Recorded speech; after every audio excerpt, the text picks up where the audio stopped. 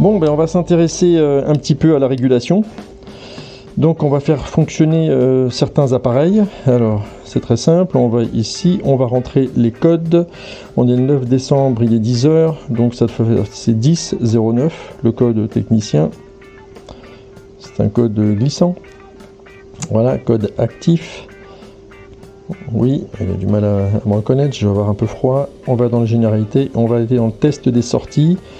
Alors, Peltronic, ça correspond au boîtier qui est là-bas, donc qui concerne la régulation de chauffage dans la maison, son d'extérieur, vanne de mélange, moteur, pompe de chauffage, pompe eau chaude sanitaire, le solaire, tout ça c'est géré par la Peltronic. PE1, c'est la gestion de la chaudière, c'est l'automate que vous avez vu sous la porte. Et là, on va gérer uniquement des organes internes. Donc ce qu'on peut faire, c'est un test ramonage. Donc là, les ressorts sont en train de bouger et en plus, on est sur une chaudière à condensation. Donc en ce moment, il va y avoir un rinçage des condensats. Donc ce qu'on peut voir là, c'est le moment de le voir, j'avais laissé ouvert, c'est que ici, bon, je ne sais pas si vous le voyez, mais on a de l'eau qui coule, elle est bien claire et elle coule bien. Donc voilà, ça prouve que c'est bien débouché. On va en profiter pour pas oublier et on va remettre le bouchon. Voilà.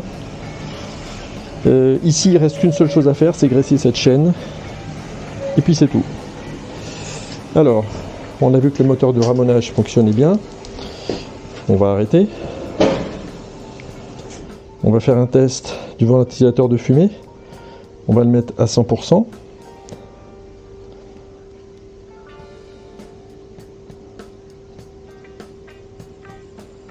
Voilà. Commence à démarrer. C'est le ventilateur qu'on a démonté ici tout à l'heure.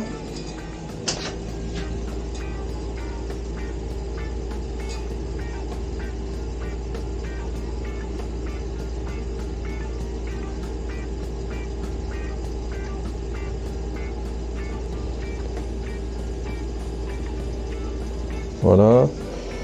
Qu'est-ce qu'on peut tester d'autre? Bon, la vis brûleur, mais tout ça, on va la tester de manière différente. La pompe chaudière, ça n'a pas d'intérêt. Au niveau d'ici, ce qu'on peut tester, c'est la pompe chauffage. On va la mettre en marche. On voit qu'elle s'allume là-bas. On l'entend, elle tourne, peut-être vous ne l'entendez pas.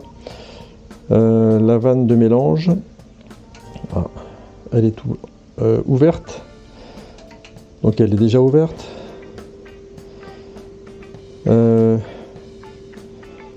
On peut tester éventuellement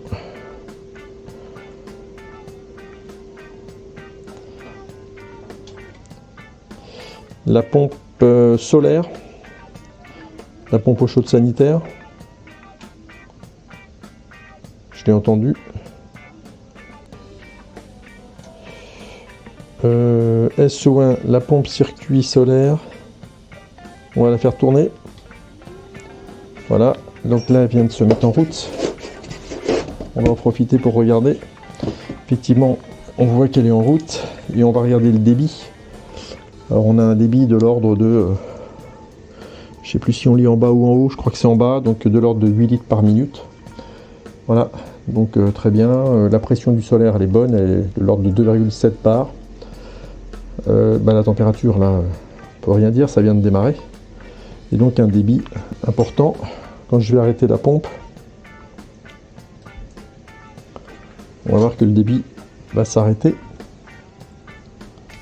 Voilà, donc ça prouve qu'on a vraiment du débit et que ça fonctionne. Voilà, on peut ressortir de tout ça.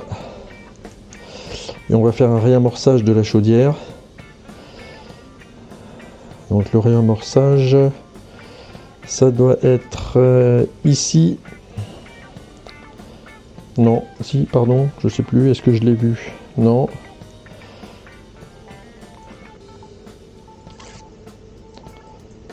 Alors, chauffage, ok, on fait comme ça. Smart XS.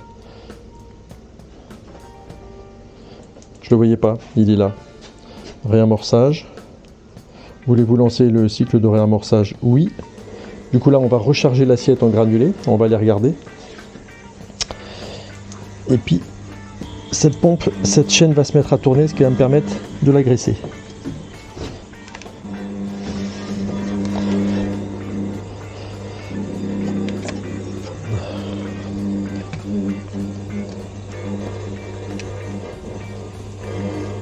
Voilà.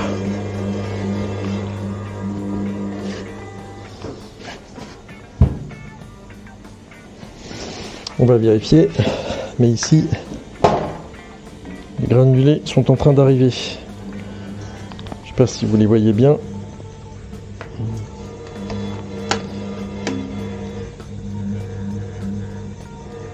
Ouais, on va charger un peu l'assiette et puis là, on va s'arrêter, c'est suffisant.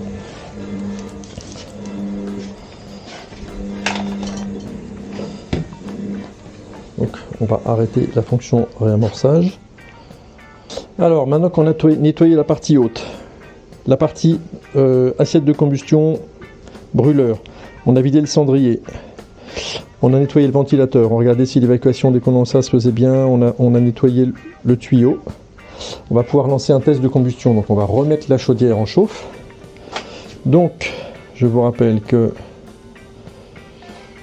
il y a quelque part un petit bonhomme, c'est marqué ramoneur, donc on appuie là-dessus.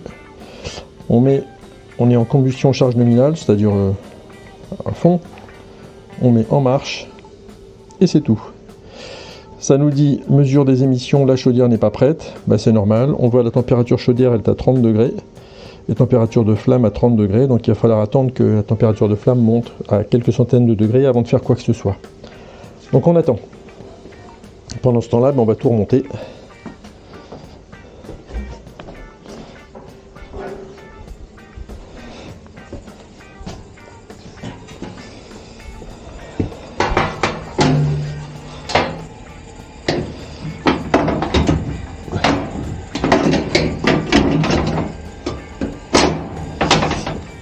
Première plaque.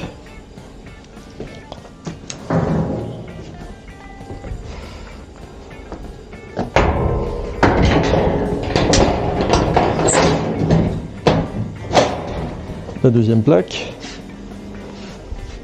On va remettre la plaque du haut.